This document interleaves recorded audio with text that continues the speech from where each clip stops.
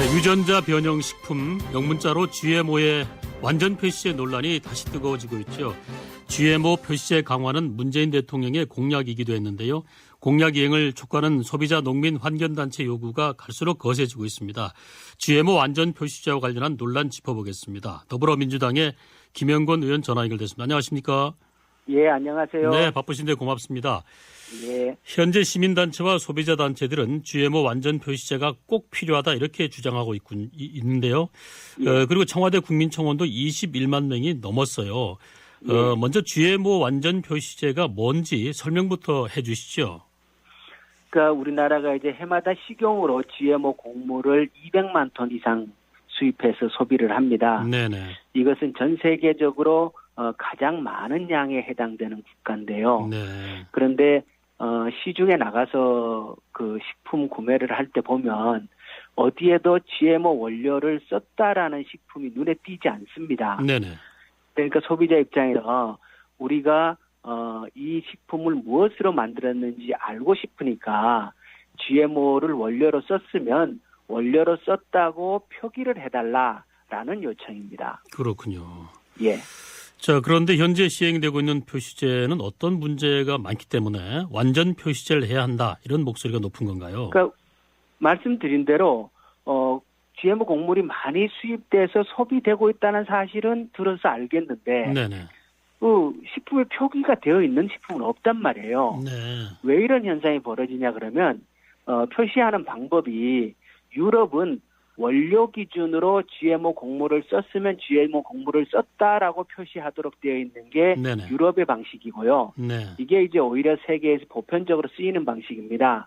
그런데 우리는 원료를 무엇을 썼느냐는 구분하지 않고 식품을 가공한 이후에도 GMO 유전자 DNA가 남아 있으면 표기해라라는 방식이에요. 네. 그러니까 이거는 원료를 궁금해하는 소비자들 입장에서는 바람직하지 않은 제도인 거죠. 네, 의원님, 그러니까 네. 이제 GMO 콩으로 식용유를 만들었는데, GMO 식용유로 표시하지 않아도 된다, 이런 말씀인가요? 그렇죠. 쉽게 얘기하면 그렇습니다. 콩을 가지고 식용유를 만들면 그 제조 과정에서 변형이 일어나잖아요. 그럼 이제 식용유에다가는 그 GMO 표시를 안 해도 되는 거예요. 네. 우리 제도가 그렇게 돼 있어요. 자, 그렇다면 이게 안전한가 안 한가의 논란이 있는데요. 계속 이어져 왔죠? 그렇죠. 이 논란은 오래됐죠. 예. 우리가 이제 GMO를 개발해서 먹기 시작한 지 한 20년 됐고요. 네네. 그렇기 때문에 이 논란은 아직도 지속되고 있는데, 네네. 물론 이제 양쪽 다 그 설득력이 있다고 봐요. 그런데 네. 이 먹는 것에 관한 문제니까 이 안전성 여부에 관한 논란은 아직 좀 더 시간을 두고 진행되어야 결론이 나지 않을까 생각을 하고요. 네네. 그런데 문제는 지금 이제 표시제의 요구는 안전성에 대한 얘기가 아니라 식품에 대한 기본 정보, 소비자가 궁금해하는 사항을 알려달라라는 알 권리 차원에서의 요청입니다. 네. 예.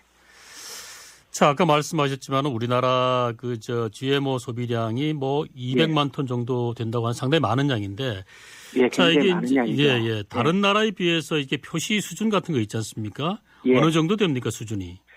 그러니까 미국은 QR코드 방식으로 GMO 표시제를 시행하고 있습니다. 네. 그것도 이제 미국의 주에서 먼저 시작이 됐고 나중에 이제 연방 정부가 받아들인 방식이고요.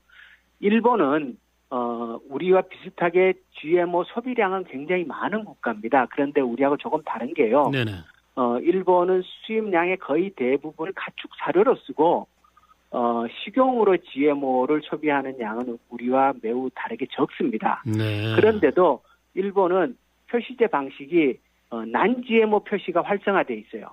그러니까 식품에 GMO가 많이 소비되지 않을 뿐만 아니라 식품에 GMO를 쓰지 않은 식품을 GMO를 쓰지 않았다고 표시할 수 있는 제도가 일본은 잘 정착돼 있어요. 네. 그렇게 가고 있고요. 대만도 GMO 완전 표시제를 하고 있고요. 대만은 더 나아가서 학교 급식에 GMO를 공급 못하게 해놨어요. 네. 그리고 중국도 완전 표시제를 합니다. 하는데 모든 품목에 관해서 표시제를 다 하는 게 아니고 일반적으로 GMO 많이 쓰는 품목에 한해서 표시제를 하는 방식을 쓰고 있어요. 네. 그런데 우리나라는 법에 이렇게 표시제를 하도록 되어 있는데 이게 단서 조항을 붙여서 이렇게 면제 조항 이런 것들을 막 만들어 놔가지고 네. 실제로 GMO 표시제가 시행되고 있지 않는 것과 같은 겁니다. 우리는. 네. 예. 자, 우리가 예전부터 이렇게 GMO 표시를 안 해왔습니까? 그렇죠. GMO 표시제를 우리는 제대로 한 적이 한 번도 없어요. 네. 예. 말씀을 쭉 듣고 보니까 이게 일본, 대만, 중국도 마찬가지지만 이렇게 표시했다는 건 국민 건강을 좀 생각했다는 부분인데, 자, GMO 완전 표시제를 반대하는 입장에서는 GMO를 도구로 여기는 우리 사회 분위기에서 이게 완전 표시제가 시기상조다 이렇게 말씀하시고, 또 식품업계에서는 비GMO 사용을 부추겨서 결국 식품 가격이 올라가게 된다 이런 얘기를 하고 있는데요. 여기에 대해서는 어떻게 생각하십니까?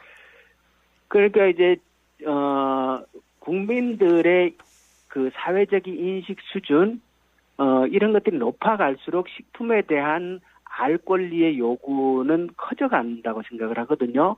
근데 이제 안전하다고 생각하시는 분들은 이렇게 GMO를 도구로 여기는 이 분위기를 염려한다라는 지금 표현을 쓰시잖아요. 네네. 근데 이거는 오히려 그분들이 저는 조장한 측면이 있다고 봐요. 왜냐 그러면 GMO가 정말 안전하다면 그 정보를 다 공개를 하는 게 더 빠른 거예요. 네. 이걸 감추면 감출수록 이런 논란이 커지고 네네. 사람들은 GMO에 대해서 더 걱정을 하게 되는 거거든요. 네. 그러니까 이게 세계적으로 GMO 표시제가 계속 강화되고 있다라는 사실은 이것이 더 합리적이라는 거예요. 그래서 GMO 표시제를 하는 것이 오히려 GMO에 대한 염려 그리고 사회적인 합의를 이끌어 나가는데 시장의 적응이나 이런 것들을 앞당긴다고 보고요. 네네. 그리고 GMO 표시제를 하게 되었을 때 식품 가격이 상승할 것을 염려, 사실 이거는 현실적인 문제예요. 그렇군요. 저는 그럴 가능성이 있다고 봅니다. 우리 네. 이제 곡물 작업률이 매우 네. 낮은 상태고. 자, 의원님 잠깐 그 예. 마지막 정리를 한번 해보자면요. 예. 자, 이제 소비자의 알 권리와 안전성 여러 가지 우려 예. 사항 등을 말씀해 주셨는데 예. GMO 완전 표시에 대해서 어떤 식으로 의견을 모으고 대책을 마련해야 될까요? 저는 우리가 모든 품목에 다 하기 어렵다면 합의를 해서 우선 필요한 품목부터 해나가는 것도 방식이라고 생각을 하고요. 네네. 그리고 이제 곡물의 수급 문제가 해결돼야 되니까 시차를 두면 된다고 생각을 해요. 네. 2년 뒤부터 한다, 3년 뒤부터 한다 이렇게 확정을 해놓으면 전 세계에서 난 GMO를 생산하는 국가들도 많이 있습니다. 그렇기 때문에 우리 수입업자들이 거기에 맞춰서 곡물 수급 계획도 짤 것이고요. 네네. 현재 곡물 시장에서 GMO 아닌 곡물이라 해서 값이 월등하게 비싸지 않습니다. 네. 가격 차이가 한 10%밖에 안 납니다. 네네.